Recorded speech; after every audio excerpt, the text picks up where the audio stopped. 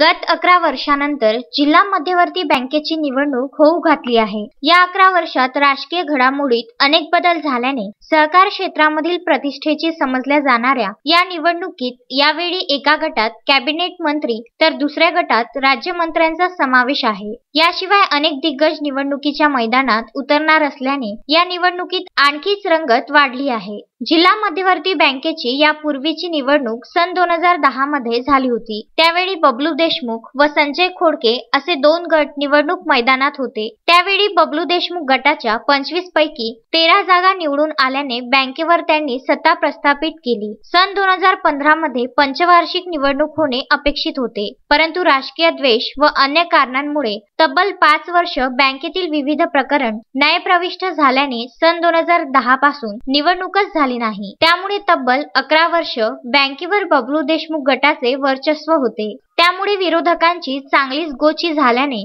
यावेळी पुन्हा सर्वच विरोधक एकत्र आले आहेत। यावेळी दोन्ही गटात मंत्र्यांचा समावेश आहे। एका गटात कॅबिनेट मंत्री यशोमती ठाकूर तर दुसऱ्या गटात राज्यमंत्री बच्चू कडू यांचा समावेश असल्याने दोन्ही गटासाठी ही निवडणूक प्रतिष्ठेचा विषय बनली आहे। या निवडणुकीत दिग्गजांनी उडी घेतल्यामुळे राज्यातील नेत्यांचे लक्ष लागले आहे। 4 ऑक्टोबरला होणाऱ्या या निवडणुकीची तयारी गेल्या 6 महिन्यापासूनच सुरू करण्यात आली होती। निवडणूक कार्यक्रम घोषित होताच राजकीय हालचालींना आणखीच वेग आला। या निवडणुकीत दिग्गज नेते मैदानात उतरणार आहे। यामध्ये राज्यमंत्री बच्चू कडू हे स्वतः निवडणूक लढत असल्याची देखील चांगलीच चर्चा आहे। याशिवाय जिल्हा परिषदेच्या माजी अध्यक्षा सुरेखा ठाकरे या देखील मैदानात उतरणार आहे। पहिल्याच दिवशी 32 जणांनी 91 अर्जाची उचल केली आहे। नामांकन भरण्याकरिता 6 सप्टेंबर पर्यंतची मदत देण्यात आली असून शनिवार रविवार वगळता नामांकनाकरिता केवळ 5 दिवस मिळणार आहे।